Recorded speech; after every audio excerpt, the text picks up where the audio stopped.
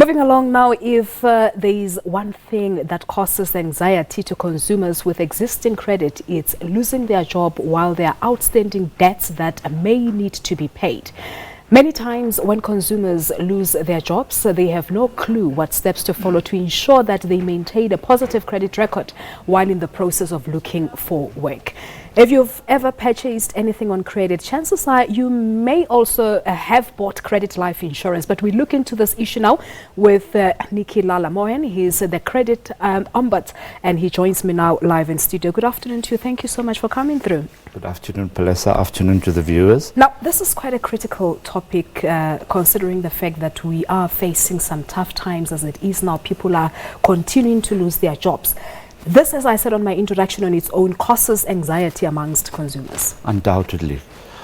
You're also correct that in your introduction, every credit agreement, there is a credit life component attached to it.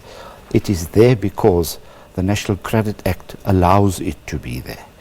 The difficulty is that sometimes some credit providers include credit life insurance in the total cost of credit, and you end up paying much more interest than you should be paying.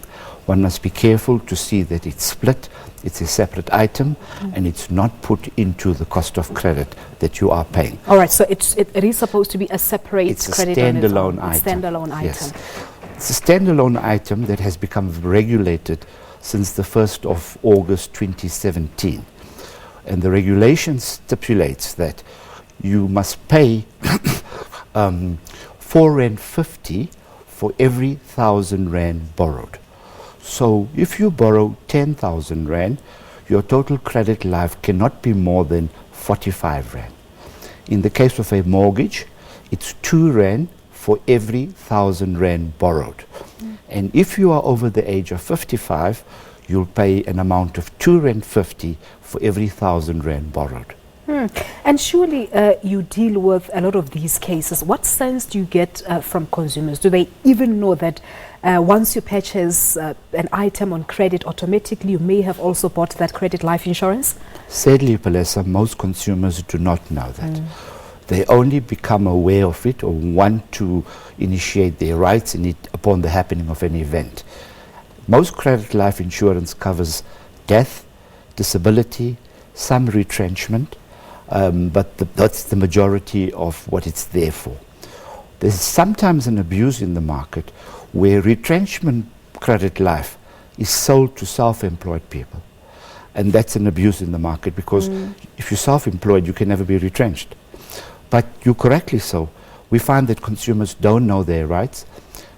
Also, we find that many times credit providers do not provide them with the necessary documentation in regard to credit life. It's a separate insurance policy. It's a policy normally underwritten by some other insurance company, and they should receive the full contents in terms of the National Credit Act on disclosure. So how exactly does it work?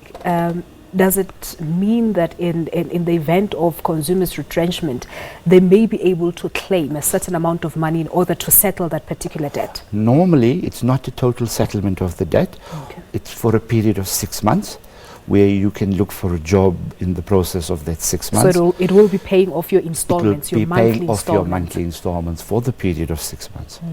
Now, as you've just mentioned, that you are also warning against those who sell products such as a retrenchment benefit for individuals that are self-employed. Talk to us about that.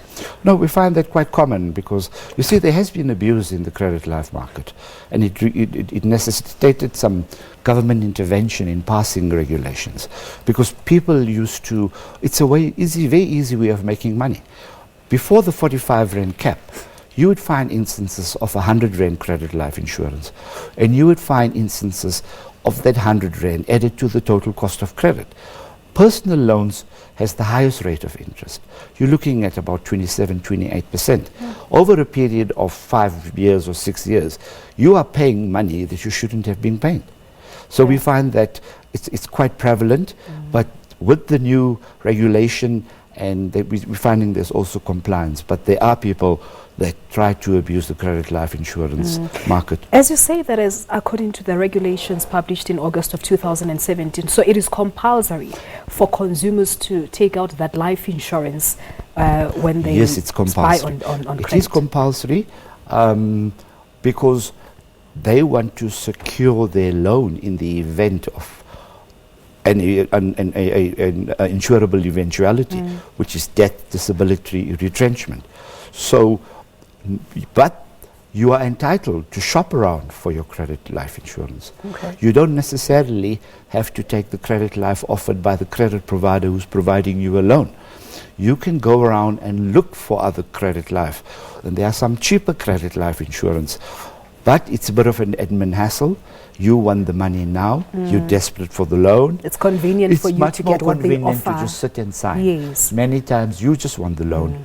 So all you do is you just sign. You don't make yourself aware of all of the terms and conditions of the insurance, etc. You know, you want the money. Just a quick one now, in conclusion. What cases do you come across quite often regarding to this particular issue that we're discussing? Oftentimes we find miscalculation of credit life. Most times we find the credit life attached into the cost of credit where interest is charged upon. Like I mentioned, it's a standalone item and it should not be attracting any form of interest. It should be there for the period of the loan and purely as insurance for the loan. And I think it's also important to give that advice to consumers who have acquired credit as it is or who will still be acquiring some credit. What are the specifics that they should be on the lookout for? Try and negotiate an interest rate. Look for what are you paying. The total cost of credit is very important. That becomes into the affordability. Most important, can you afford the installment? If you can't, don't take the loan. But who's supposed to calculate that? Is it not the credit provider? Because Credit when you provider, take up that credit... it's an affordability assessment. Exactly.